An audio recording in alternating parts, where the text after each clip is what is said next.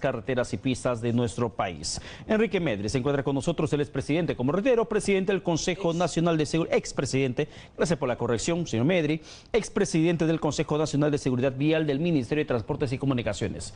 ¿Por qué tantas las cifras de muertes en las carreteras, en las pistas de nuestro país? ¿Alguna causa, efecto que se ha identificado? Bueno, sí, indefectiblemente. Primero, muchas gracias por la invitación.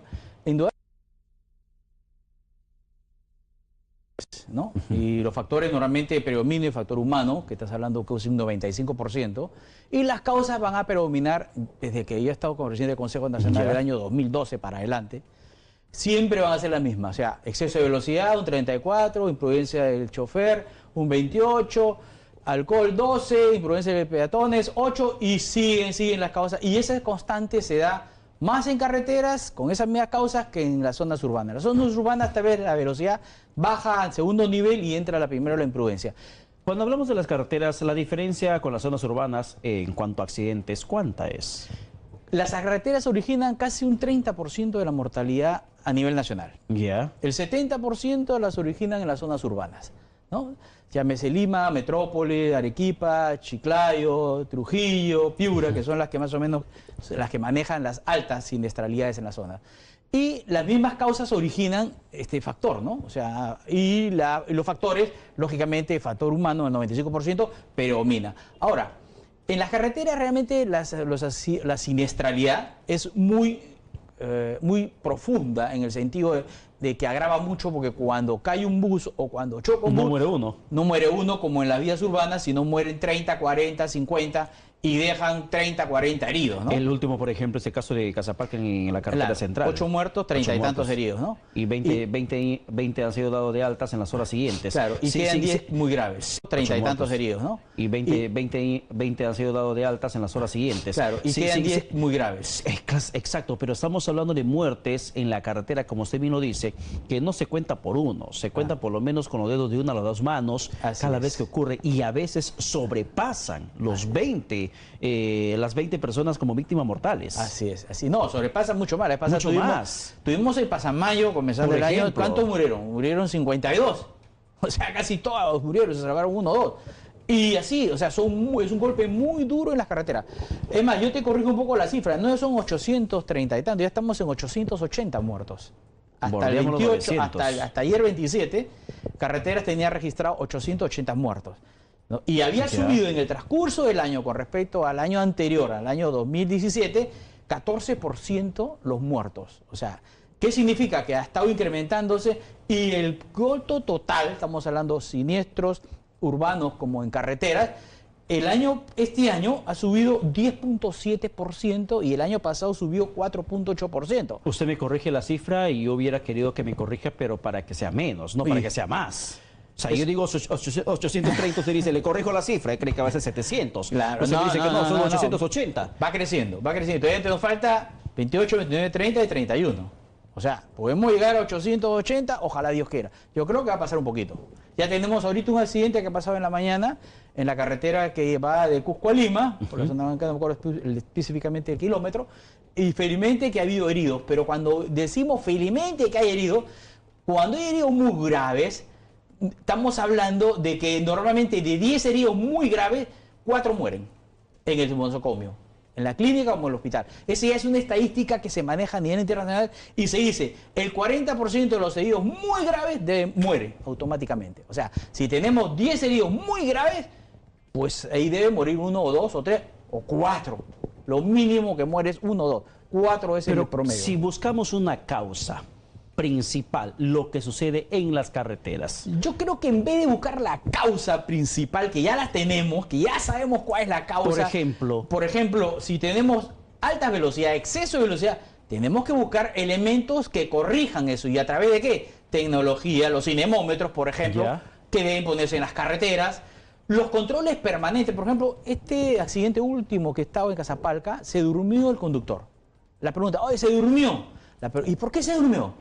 Acuérdate que hay una norma que dice que los conductores de transporte de pasajeros tienen que conducir en la noche 4 horas y su relevo si es que el tramo es muy largo. En este caso, que venía de Huancayo hacia Lima, el tramo son 8 horas. Por lo tanto, tenía un relevo de otra persona que iba a agarrar 4 el primero y 4 el segundo. La pregunta es, ¿se hizo ese relevo o no se hizo ese relevo? ¿Había esa persona de relevo o no había esa persona de relevo? O sea, ¿quién fiscaliza que se realice el relevo y que exista esa persona? Pues el Estado tiene una autoridad que maneja ese sistema. Y no solamente lo maneja el punto de físico, sino también lo maneja por sistemas. Porque si yo entro al relevo, automáticamente reporto que estoy relevando. Claro. Y debo comunicar. Pero si no hay toda esa información, ese sistema reportado, entonces también no solamente estamos viendo un tema de la responsabilidad de las empresas, también de responsabilidad del sistema de control del Estado. Exactamente, el Estado tiene que poner, como dice, las barbas en remojo, si queremos abrirlo así, y comenzar a ajustar a la ente que se encarga de la fiscalización y control de ese tipo de acciones o ese tipo de imprudencia que cometen las empresas a través de los conductores, ¿no? Entonces, tenemos que comenzar a reforzarlo y decir, oiga, ¿quién es el organismo que se encarga de esto? Eso. Entonces, tiene que comenzar a exigir eficiencia, operatividad y funcionabilidad de las normas que existe para su control. Si no, estaríamos pues en casa de nadie. O sea, todo el mundo sale con los conductores que pueden hacerse rojo, voy a Chiclayo o voy a Huancayo, voy y vengo el mismo conductor. O sea, me tomo 8 horas de subida, 8 horas de bajada. Ya pues ese tipo no es un robot. Pero sí, a ver, ese sistema, explíquenos cómo funciona. Dentro del sistema de control de OCETRAN, ¿qué tendría que hacerse? ¿Cómo funciona? ¿Se activa? ¿Hay un registro que se marca? Las empresas cuando salen tienen que presentar una hoja de ruta. Ya. Y en la hoja de ruta van a nombrar, aparte de los conductores, van a nombrar la gente que va. O sea, pidiendo contrato y debe pasarse por internet. Y los conductores que vayan. Esa hoja de ruta debe estar escrita y lacrada en el lugar del primer control, que lo tiene en este caso Sutran. Acá está, este es mi conductor, este es el conductor suplente, vamos a ver, ok, perfecto, todo visto, continúe. Aparte que te tiene que chequear realmente si tiene todos los papeles autorizados ese vehículo para que pase. Si tiene las llantas adecuadas, si tiene los sistemas de emergencia, si tiene las velocidades estipuladas en la parte de paneles para ver el exceso de velocidad y que vean los conductores, en este caso los pasajeros. Todo eso tiene que pasar. Recién pasa. No es que sea un riguroso, es normal, es un checklist normal que se aplica, pasa. Es parte del protocolo. Es parte del protocolo. Antes de que un vehículo termine saliendo. Así es, un pre. Ya, ¿y ese pre se cumple? Pues si vemos accidentes, la pregunta es, ¿se cumplen? Pero si está desde el punto de partida, si no se cumple, Claro, tenemos la fatalidad. Por eso, la respuesta es ¿Y quién es el que tiene que supervisar el cumplimiento? Bueno, en este caso lo tiene Sutran a su cargo, la Superintendencia de Transporte Pasajero, Carga y Mercancías. Entonces, si Sutran está como ciega ante este problema, responsables directamente habría de que esta investigar institución. por ahí. ¿Qué pasó? ¿Por qué no se controló? O si se controló, el tipo ejecutó el relevo, porque también puede ser, ok, vamos los dos, pero el otro viene manejando no sé cuántas horas. ¿Me entiendes? Entonces, tengo que cruzar información. Si este señor ha venido y vuelve a traer de boleto, como decimos vulgarmente, no puede salir este señor. No, la empresa no tiene más respeto. Pues no sale el bus. El bus no sale, así de Claro, simple. así definitivamente. No controlo del principio, no sale. Y en el mismo sistema, a nivel nacional, también a nivel regional, que tienen los gobiernos regionales, el mismo control. Yo quiero pensar mal. Dice, piensa mal, acertarás. Y yo le pregunto, señor Medri, tráfico de licencia de conducir en el Ministerio de Transportes y Comunicaciones. Tienes un sistema mafioso a nivel nacional para autorizar circulación de vehículos de transporte interprovincial. Y tú te preguntas muchas veces, ¿dónde están las instituciones que tienen que custodiar la rigurosidad para emitir las licencias, autorizaciones, permisos, gente que esté en mejores condiciones para manejar esta frente a un volante, o incluso aquí en las revisiones técnicas en la capital, que puedan cumplir los estándares de calidad de los vehículos y no pago mafioso de por medio para que te puedan dar tu revisión técnica favorable? Con todo esto, ¿acaso Sutran no será parte de un mismo sistema mafioso que permite que se termine ingresando mayores nombres como víctimas mortales en las estadísticas de sangre del Perú? Eso. La pregunta es, ¿hay responsable político, técnico para este tipo ¿A de... quién sancionar? ¿A quién? No tengo. No hay liderazgo. El Consejo Nacional que diga liderar la parte preventiva no lidera.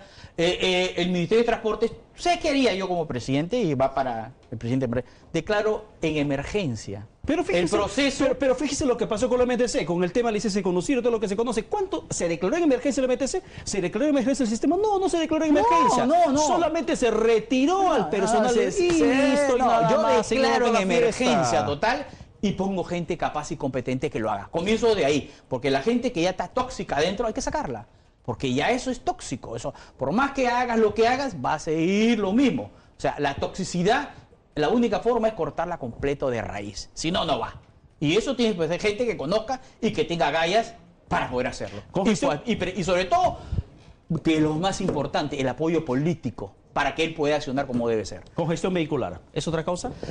Es la congestión vehicular ya la tenemos ya casi, yo te diría ya más o menos 6 años que estamos pasando, sí, a 7, la congestión vehicular de Lima. Se acaba de aprobar ahorita, el gobierno, el Poder Ejecutivo ha sacado la ley 30900 que crea la Autoridad de Transporte Urbano. Lo que, ¿se acuerda que salió del Congreso una ley? Bueno, ya el Poder Ejecutivo ya sacó la ley, la 30900, donde crea oficialmente el ATU, le ha dado tiempo para poder...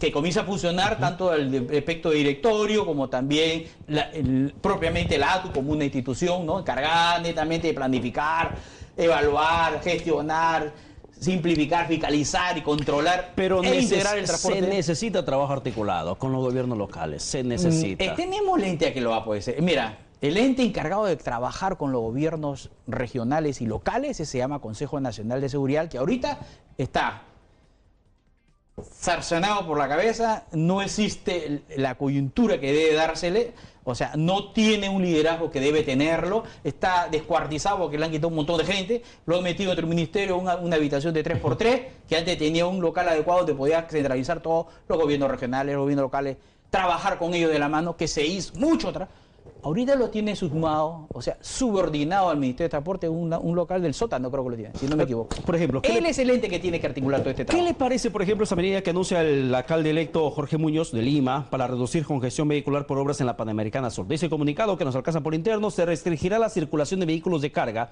entre la 1 de la tarde y 9 de la noche, este 1 de enero y todos los domingos hasta el 26 de abril. Esta medida comprende el tramo Chilca-Tocongo de sur a norte. Durante la misma fecha, entre las 3 de la tarde y las 9 de la noche, se abrirán 2 carriles adicionales desde el puente Arica de sur a norte para el retorno hacia Lima de los vehículos. Es en resumen la medida que se está aplicando. Perfecto, me parece extraordinario, pero hay que, como dice, también salpicarla esa medida en la zona urbana. Por ejemplo, como ministro se lo recomiendo, ya se da mucho tico en Castañeda, está saliente a Castañeda, no hizo caso. La restricción de los vehículos de carga en los evitamientos que congestiona y la carretera norte y sur que va desde Ancón hasta, qué sé yo, Pupusana, en horas que no debe establecer. Acá nomás, el alivio F11 debo cortar yo que no entre camiones de carga desde las 6 de la mañana hasta las 9 de la mañana para que aligere un poco el tráfico en esta zona. Pero usted va por Alipio, usted va por la Panamericana.